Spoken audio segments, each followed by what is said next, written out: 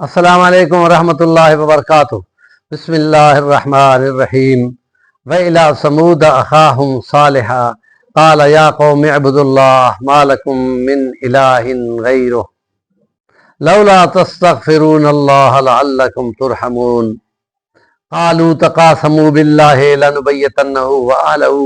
ثُمَّ لَنَقُولَنَّ لِوَلِيِّهِ مَا شَهِدْنَا مَهْلِكَ أَهْلِهِ وَإِنَّا لَصَادِقُونَ وَمَكَرُوا مَكْرًا وَمَكَرْنَا مَكْرًا وَهُمْ لَا يَشْعُرُونَ فانظر كيف كان عاقبة مكرهم أنا دمرناهم وقومهم أجمعين۔ صدق اللہ العظیم۔ سیرت نبوی صلی اللہ علیہ وسلم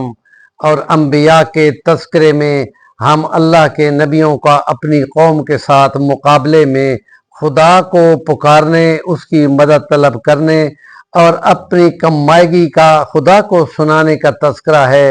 اور اس میں خدا پاک ان کو اس وقت مدد دیتا ہے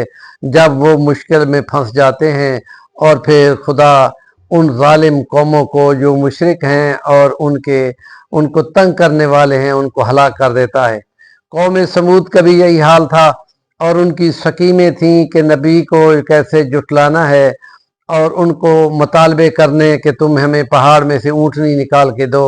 اور جب وہ خدا کے شرائط پہ پورے نہ اترے تو خدا نے ان کو ہلاک کر دیا۔ اس سے پہلے ان کی سکیم تھی کہ کسی طریقے سے اس کو مار دیا جائے، اس کے خاندان کو بھی اڑا دیا جائے، اور وہ باہم ایک دوسرے سے قسمیں اٹھاتے ہیں کہ پھر ہم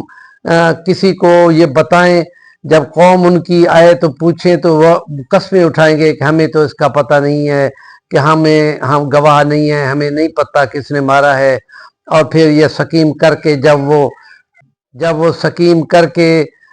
آتے ہیں کہ ان کو شہید کر دیں، مار دیں، تو پھر خدا تعالیٰ کا اعلان یہ ہے کہ تم سازش کرتے ہو، پلان بناتے ہو، تو ہم بھی ایک پلان بناتے ہیں، پھر دیکھو ہمارا پلان کیسے کامیاب ہوا، ہم نے ان سب کو ہلاک کر دیا، اور دیکھو ان کے گھر کیسے خالی پڑے ہیں۔ یہ اس وجہ سے ہے کہ انہوں نے اپنے پیغمبر کے ساتھ مکاری اور ان کی سازشیں کر کے مارنا کیوں چاہا۔ وہ ان کا خیر خواہ تھا اور ان کو کہتا تھا کہ کیوں نہیں تم توبہ استغفار کرتے کہ اللہ تم پر رحم کرے اور تمہارے اوپر بارشیں دے، فصلیں دے، اور تمہاری خوشحالی ہو اور دنیاوی زندگی کامیاب ہو۔ اس لیے جب دشمن یہ سازشیں کرتا ہے تو خدا کا یہ اعلان ہے